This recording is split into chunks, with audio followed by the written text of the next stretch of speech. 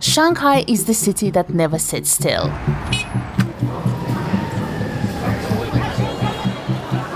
It seems like every week there is a new skyscraper that has been built, there is a new cafe that looks like a spaceship, or a new installation that's anything I have ever seen before. But Shanghai's true identity lies in the food. And that's why in this episode I'll be hunting down the most authentic Shanghainese dishes. Noodles, dumplings, crabs, more dumplings, more noodles, everything that makes the city so unique. This is my first time in China and I'm so excited to be here. Let's rock and roll and go to our very first spot.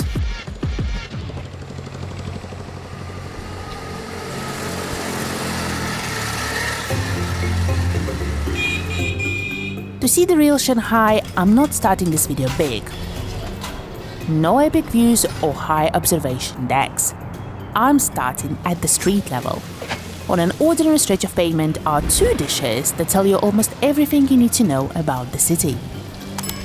Our very first place, it's a bit of a local institution and is known for one of the best comfort dishes here in Shanghai, which are Scallion noodles. I have been traveling for the past 18 hours, so I do want to get something comforting in my tummy right now, so I'm quite excited. Let's get in and see if we can order just using Google Apple Translate. As it turned out, I didn't need Google Translate after all. The place is called Xiao Mian Guan, meaning Little Tao's noodle shop. And if you spot giant balls of spring onion outside, you know you're in the right place. Years of Michelin Guide recognition have transformed this humble shop into a destination where not just locals, but also visitors from all over the world come to eat a bowl of Shanghai's favorite comfort food, which, thankfully for nervous first-timers like me, means that staff knows just enough English to take my order. And almost in no time, my food arrived at the table and looked proper good. The place on its own is very tiny. It's probably fits about 20 people. And it's about 8 o'clock in the morning and the place is full and it's only locals. Anyway, it was time to eat. And the first thing I tried was a seaweed soup that is often served alongside dry noodles in Shanghai. And it meant to be a little something warm to sit between the bites of noodles. That smells amazing. Oh, salty, but very yummy. It's a bit like clear miso. Got some nice generous amount of nori here and some tiny white shrimp. This is hilarious actually. I don't know if you can see it. Tiny little shrimp. Oh, that was good. Let's talk about the main thing what I have here. The Scallion noodles. At this shop, you pick your toppings separately. As soon as you walk in, there's a big menu at the front with I think 10 different toppings that you can order. And I also obviously have a generous amount of scallions here. Okay, wow. Nice and thin and kind of golden color. Smell of spring onions. All right, let's try it. Wow. What I didn't expect them to be is sweet. The sweetness, turns out, isn't an accident. Traditional Shanghainese cooking has a long-standing love affair with soy sauce and sugar. A combination that gives dishes a subtle sweetness wrapped in layers of deep, savory flavor. And it works. The noodles are super nice and chewy, which is amazing. There's a lot of pepper here, which kind of hits you at the back of the throat and brings more of that sweetness out. And they're not oily at all. Spring onions. They're yummy. What looked like a simple bowl of noodles turned out to be a lesson in why Shanghai's food culture is so special. It's familiar enough to feel comforting, but different enough to keep you guessing. After paying the bill, which somehow came to less than €7, it was time to check out the second iconic dish the street is known for, which is conveniently served next door.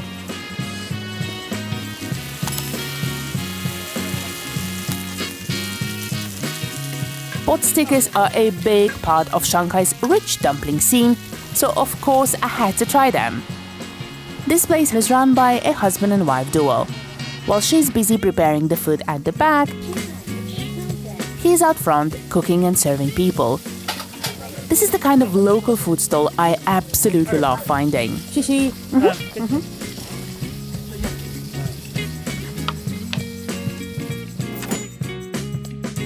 I've got my pot stickers. Look how beautiful they are and how crispy is their bottom. This is amazing, honestly. I also have been told that I should mix this chili oil, and some vinegar here.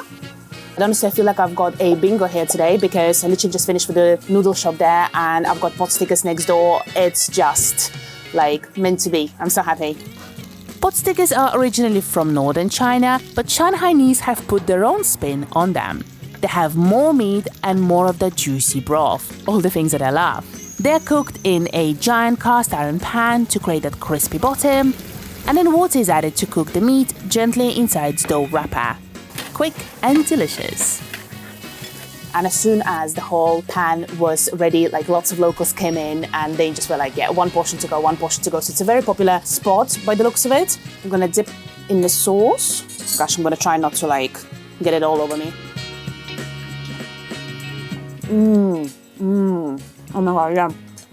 It's not just pork, I think there's some onions there as well. It's very nice and juicy. Oh my God, so nice and tender, very crispy bottom. Pan-fried dumplings are my favorite, so this is just meant to be. And the chili oil with vinegar works really well together. Oh my God, my reserved Northern Europe palate is going to be tested with the local spice levels. It went straight into my throat. Sorry.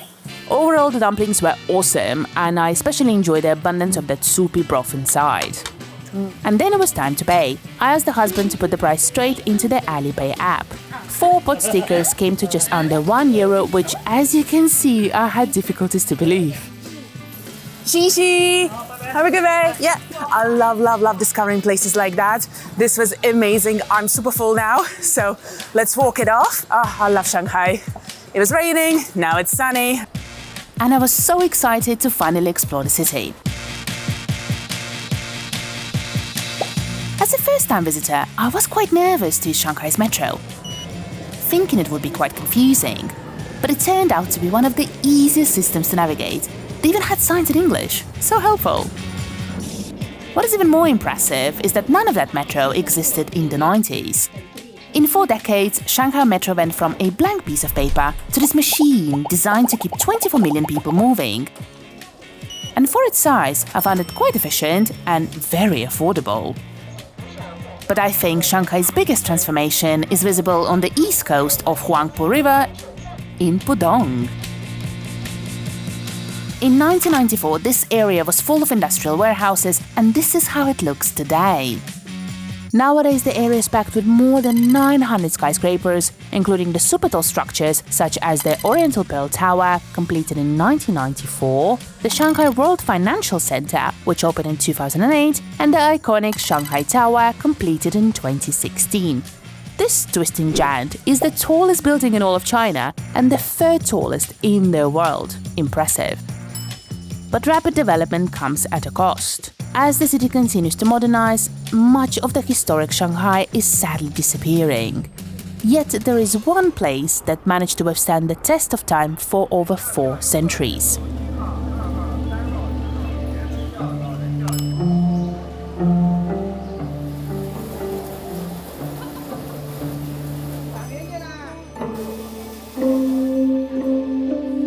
Yuyan Garden is a masterpiece of classical Chinese garden design and one of Shanghai's most popular attractions. I arrived just before 9 a.m. and was greeted with no crowds, and after picking my ticket, I began exploring. Your ticket, please. Thank you. Xixi. You're welcome. It was built in 1559 by Pan Yundan, a government official during the Ming Dynasty, not as a display of power, but as a gift to his aging father, which I find so endearing. And somehow, more than 400 years later, that sentiment still lingers in the air. The garden is like this carefully choreographed world where nature, art and philosophy come together in one place. The goal is not spectacle, it's reflection. Though to be honest, a reflection involves a surprising amount of walking. I spent about an hour and a half walking in the Yuyan Garden, and honestly, it's such a massive area. I think somebody said that it's somewhere about 1 hectare, but also it feels like a maze. It's like a complex of small different gardens that are connected with water and bridges. You walk through the like rock caves that we just done right now. You walk through the beautiful, beautiful canal bridges. A lot of things are happening here. So let me run you through my highlights. The Yangshan Hall, which seems to float effortlessly above the water and looks so peaceful. The lush green bamboo grove that muffles the noise of the city, and the views from the Juishi Pavilion.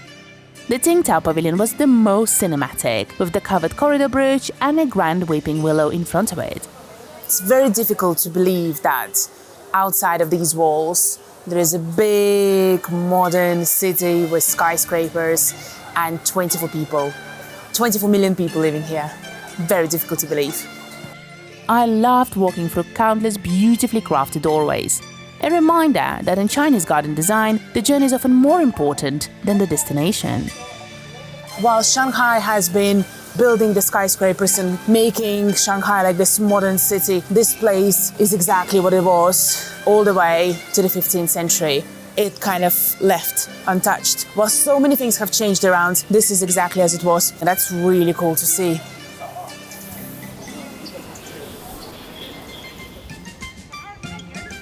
Now it's time to eat dumplings at the best place in the world.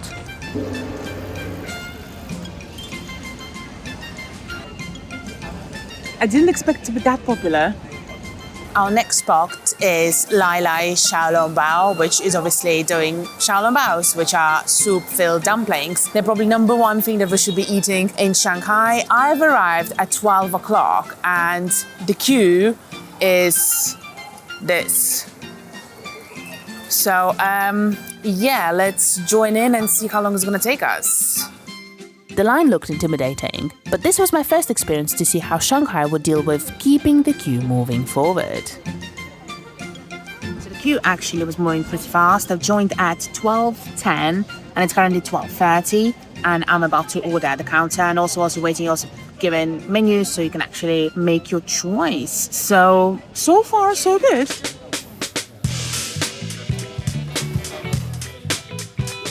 Once inside, the operation ran like a well-oiled machine. You step up to the counter, place your order, pay with your phone, get a number, and are directed to your seat with military precision.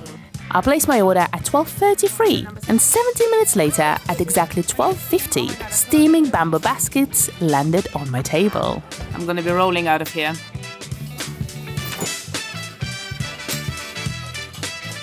So I've got their pork and crab dumplings, crab on its own dumplings, and then crab roe dumplings. Crab roe dumplings are quite expensive, but I thought, you know what, I'm gonna splash out. And I also got here a ginger vinegar dip as well. Honestly, I have no idea which ones are which. Let's try this one here.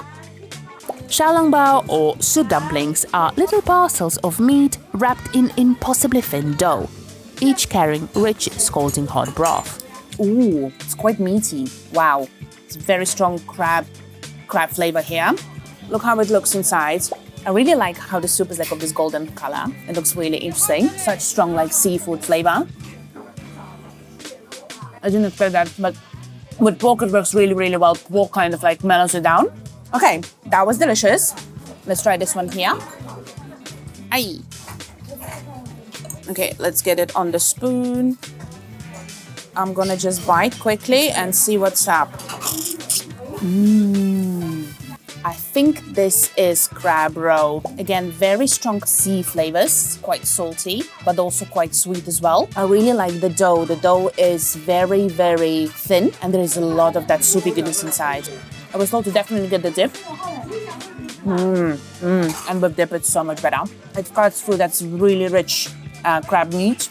Oh yeah, Okay, that was delicious. Crab meat was awesome. Let's try and see which ones are these guys. I think this is just crab on its own.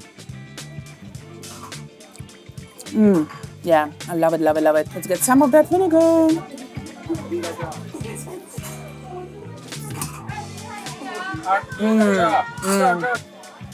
Okay, which ones did I enjoy? I think the crab roe one is a bit too strong for me. It's definitely like a kind of a thing that you either like it or not. But I thought I'm going to enjoy the pork and the crab meat mix. But I think these ones, the crab on its own, is just a very delicate, very sweet, lovely flavor. I love this. And as per usual, I over-ordered massively. I hope they do doggy bags, because otherwise I'm going to be here until they're going to close. After demolishing all the dumplings, a decision I will regret shortly, I made my way out through the crowds of hungry visitors. Sorry, excuse me. Shishi, thank you. Cheers, guys, thank you. Shishi. This place never stops by the looks of it. I'm absolutely stuffed like a Christmas turkey. Honestly, I am so full right now. As I was walking along the Nanjing Road, a full-blown dumpling haze hit me. The crowds blurred together, neon food signs flashed from every direction.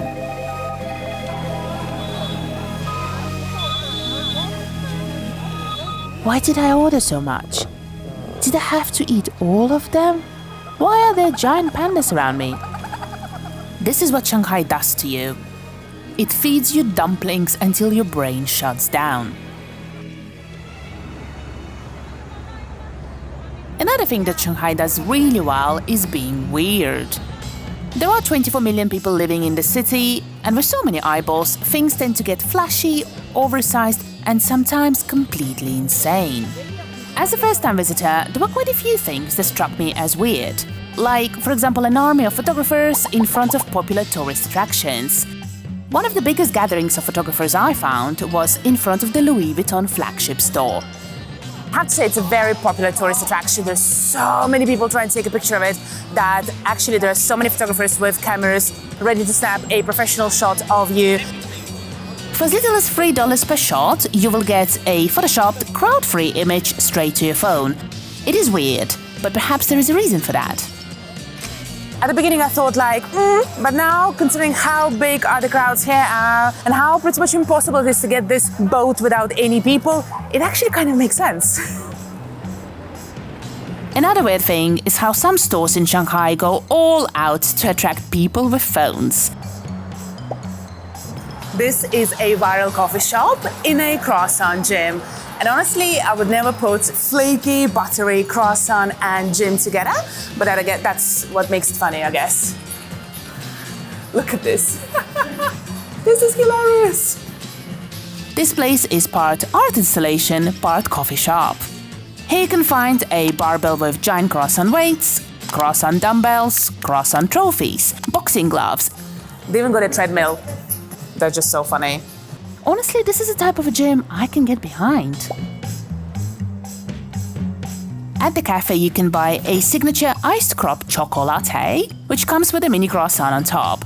It is quite expensive, but at this point I was too invested, so I had to try it. You know what else you should be invested in? My Shanghai food guide. If you're traveling to Shanghai for the very first time and want to get a guide where the locals actually eat at, and it wasn't generated by AI, this is it. It even includes maps of major districts that cover all the food places. It is also a great way to support this show so that I can make more videos for you. Alright, back to me eating a chocolate mousse croissant thing.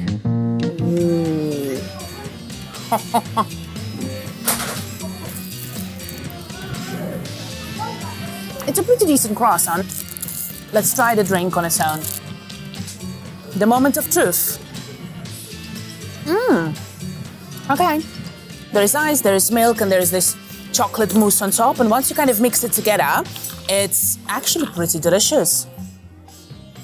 Weird spot, great drink, no complaints. Perhaps the weirdest place I ended up in Shanghai was in the Super Brand Mall. There I visited the bakery that went viral for its futuristic design, and honestly, they were not overselling it. Inside, it feels like you are boarding a commercial flight to Jupiter, and the panoramic windows overlooking Shanghai's skyline do an impressive job of convincing you that you're no longer on Earth. This illusion is only strengthened by the cakes, but the biggest task, however, was to identify which were the real desserts and which were the props. Oddly, the weirdest thing in the entire bakery was the normal-looking pastry counter at the back. Regular Earth pastries for people unwilling to gamble on the space cake. I, however, was committed to the bit. Got myself a clear day cake, but first of all, can I just please appreciate how symmetric is this cake? With little clouds on top of it, that looks pretty awesome. Honestly, I have to say, when I came in here, having a look how this cafe/shop looks, which is all space themed, it's a bit gimmicky. So you don't quite know what you get, but it's just a beautiful looking cake, but is there actual substance or flavor? I'll guess we'll find out. Okay, have a look. I really like how many different colors it has. I didn't expect that. Let's taste, shall we? I get blueberry, I get raspberry, I get a little bit of strawberry and a little bit of lemon. The base at the bottom is like almost like a wafer. It has some flavor there, so it's a little bit of that crunch. I wish they served some coffee next to it, but they don't. But hey, you know, I'll take the cake, I'll take the views. I'm pretty happy with this.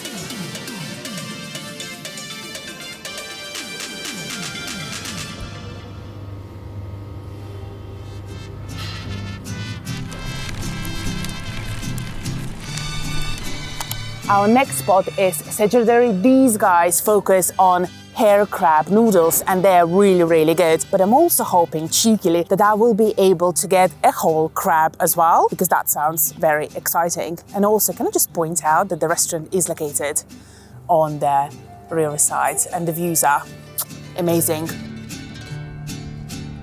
But let's pop in and order the food. Szechuan is the name that keeps coming up whenever crab noodles enter the conversation. It's the gold standard. And its same applies to the interior design. Everything inside feels carefully planned, creating this high-end feel before you even taste the food. Really love how much wood and how warm and minimalist is the place. It does kind of feel like quiet luxury a little bit. I'm very excited for my crab.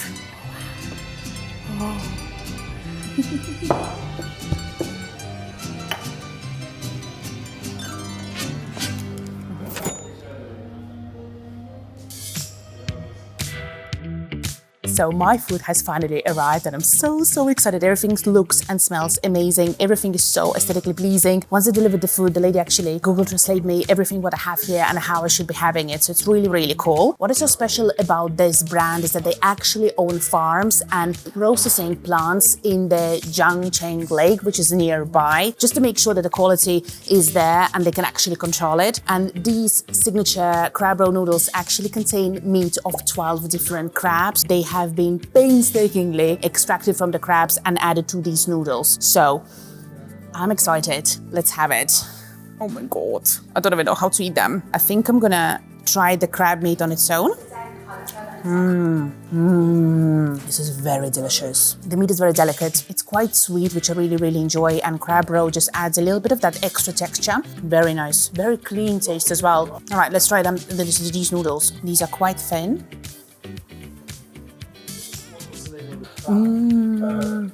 My God, they're nice and buttery. They remind me of actually spaghetti, to be honest with you. This bowl of crab roll noodles is probably one of the most expensive crab roll noodles I have seen anywhere, but it is worth it. And you do pay for a very good quality crab meat. Right, now let's eat the crab. I'm ready. Let's do it. First thing that kind of caught my eye straight away is that there is branding on the crab. These Chinese characters had been laser etched on its shell to identify premium Yangcheng Lake hairy crabs. I ordered the drunken hairy crab, and before I even took a bite, I was hit with a strong aroma. It smells quite boozy. They have cut it in half for me, so it's going to be easier to eat it. Let's open it up. Oh my God, this is amazing. So much meat here. So, let's try the crab meat on its own. Oh my God, how am I supposed to get it out? Which is funny, I thought the crab is going to be hot, but it's not. It's actually room temperature or slightly even chilled. I really do taste the rum. It's quite rummy. Drunken crab is going to become drunken Polly very quickly.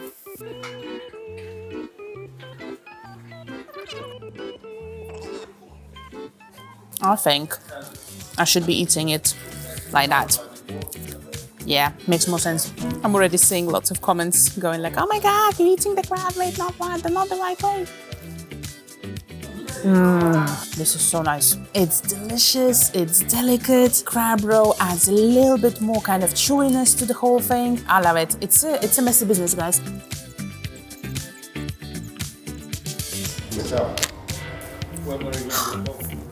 Thank you so much. Tusen tack. Guys, it's been fantastic. I really, really enjoyed it. And before I left, she also gave me those 2 souvenirs from Shanghai. They look awesome.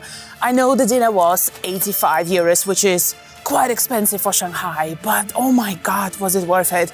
All right, guys, let's grab a boat now. Shanghai spends all day showing off its relentless energy, but after dark it completely transforms. And the best way to see that is on the boat gliding along the Huangpu River. I bought a ticket for a 6:20 cruise and joined the crowd waiting at the terminal. The moment boarding began, I headed straight for the open deck, camera in hand and ready to film. The boat is actually pretty big. It's a 3-level boat and it has this massive open deck on top, which is fantastic for filming. And honestly, guys, I cannot wait for the boat to start moving because I really want to show you how beautiful Shanghai looks at night. Once the boat started moving, I felt like I entered the cyberpunk game.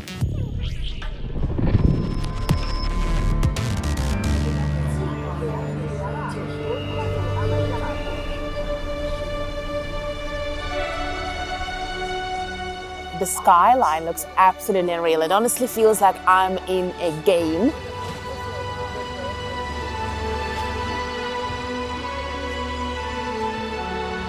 And not looking at the real city.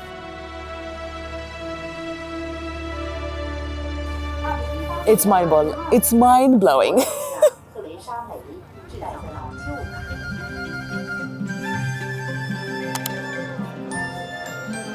The Yuyan market is our location for the final meal of the video. But first, a detour through the city god temple. At night, these giant temples look very enchanting, with a colorful light show and the epic traditional Chinese music in the background. At night, the city god temple looks very impressive. It feels like I'm on a movie set. It's very, very magical and very unreal, but very beautiful. The star of the show for me was the Mid-Lake Pavilion. Perched in the middle of a lotus pond and connected by a famous zigzag bridge, it's the oldest surviving tea house in Shanghai. The world's attention might have been captured by Xiao, but Shanghai's true comfort food is something far less glamorous: a humble pan-fried bun. This is Chun, and they do very fluffy, soupless buns. And honestly, guys, it's gotten really cold since the sun has set and I'm hungry, so let's get in and get some yumminess into my stomach. Chun dates back to the 1930s. The place has survived nearly a century, and the reason is simple: Shanghainese people love these buns. Finally got my awesome fried buns. This place is so busy, but luckily the queue goes pretty quickly. And once you have place to order at the counter, there is literally like a big, massive window where the guys are cooking. And I've got my buns, I swear to God, maybe like in less than 2 minutes. So this place is just rolling out those buns like there's no tomorrow. So far in this video we have tried potstickers, soup dumplings, and now we'll try soupless buns. So let's see which ones I will like the most. So let's try the pork ones. I'm not quite sure which ones are which actually. We're gonna, just taste them and see what's gonna happen. What is so special about these buns is that they have a very crispy bottom at the back. So they basically put the buns in the big cast iron pot, add some oil so it sears at the bottom, and then add some water and close it off so it steams. So it steams at the top whilst it's frying at the bottom. And it smells so yummy. Let's eat. This is pork and prawn. There's an actual full prawn inside. Nice and sweet, lots of filling. Pork is not too overpowering and they're not really too oily. I love it. That's yummy. Let's try the pork on its own. Again, nice and crispy bottom. Love it.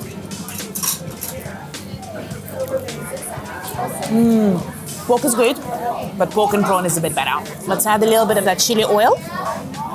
A bit more flavor.